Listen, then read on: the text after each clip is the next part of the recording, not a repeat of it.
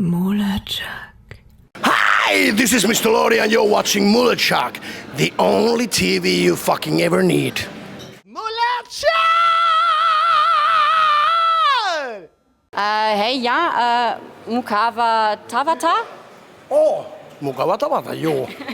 Yeah, that was surprising. Finnish. Hey, hey. Hey. Joo, Okay. hey. And I learned another word, perkele. Perkele, yeah. That is very important. Very useful, yes, yes. MULATSCHAG.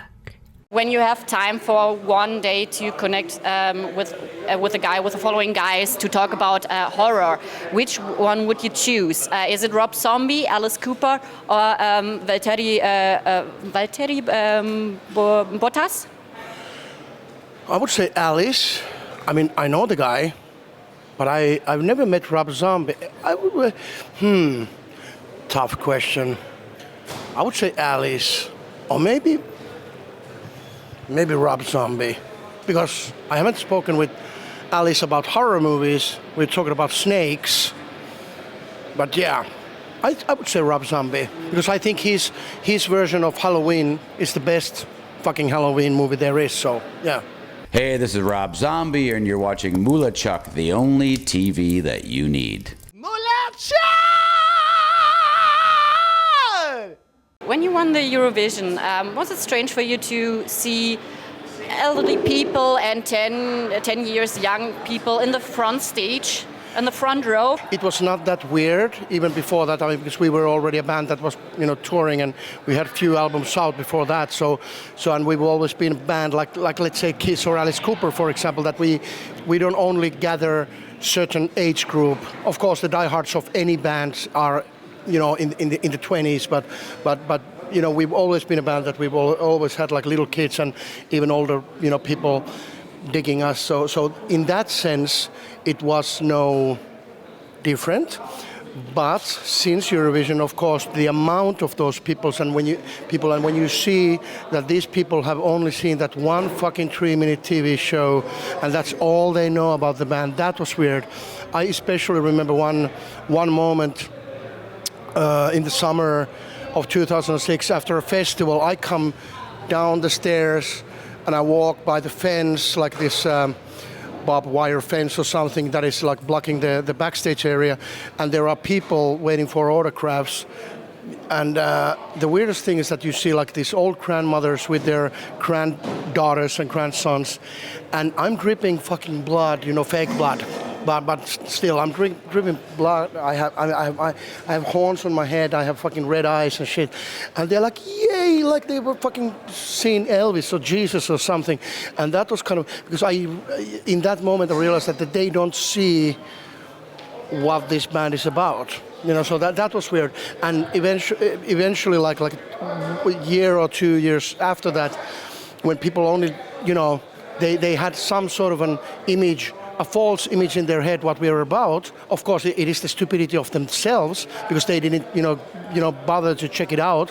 So when they came to our shows, only because of that one song. So it's a long fucking 90 minutes before that song came out, when there's a lot of blood and guts and songs about anal fucking and all this shit, and they were like, why is Lordi changing all of a sudden? Why they should be family friendly? Fuck that shit. We were never family friendly.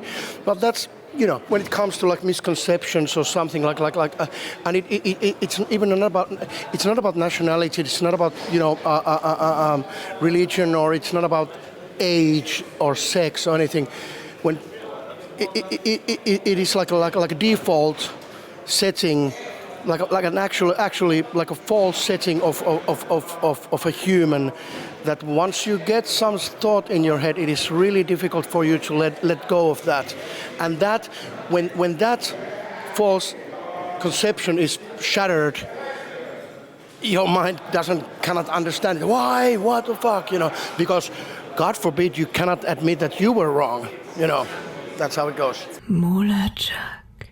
When can we expect the Lordi opera in the British musical theatre?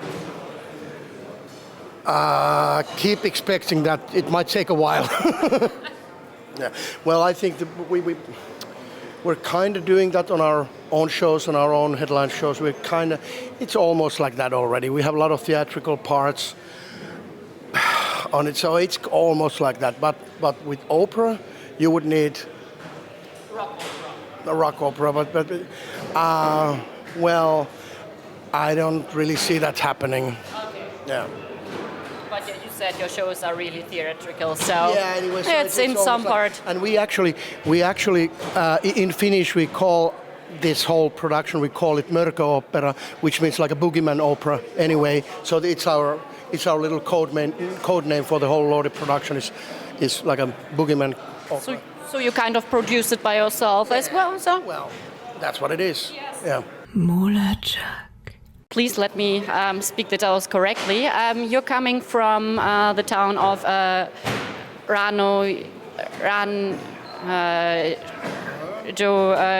Rovaniemi. Yeah, sorry, Rovaniemi. And I heard Santa Claus lived there as well. Did you once in a while see him? We do. Yes, we do. And I know it sounds like a joke, but it's not a joke. I know the man really well, the real Santa. And even on my phone, it says Santa Claus when I call him. Yeah. And yeah. Mm-hmm. Are you on the naughty or nice list? I think I'm on Santa's nice list. Yeah. And obviously, Rovaniemi is the official, town of Santa Claus and all the stuff. So we are doing quite a lot of promo for the city of Rovaniemi and Nordic Circle together with Santa, me and him. We are doing that quite a lot. Yeah. MULATSCHAG. Is it true, even before the Eurovision Song Contest, there is a kebab restaurant or stand which called Lordi before the Eurovision? No, no. There's two separate things. The Lordi Kebap is still there. Okay. It's still there, but we had a Lordi restaurant called Lordi's Rocktaurant for 5 years, 6 years. Yeah. But restaurant business, don't go into that. Fucking hell. MULATSCHAG. Are you still impressed by the polar lights when you see them? Yeah, because if they're really bright and even I would say last fall, like 4 or 5 months ago, I saw you see them every year, but it's very rare to see them very, very vivid and very bright. And this fall, I was lucky to see some really fucking bright ones. And usually it's all green, but this time I saw with purple and red and all that and yellow. And I think I've only seen that like the color variation of rainbow like once before. So yeah, I mean to actually see the really colorful, Northern Lights, it is quite rare, even for a person who lives there, I mean, even if I've seen them fucking hundreds of times, but it is strange.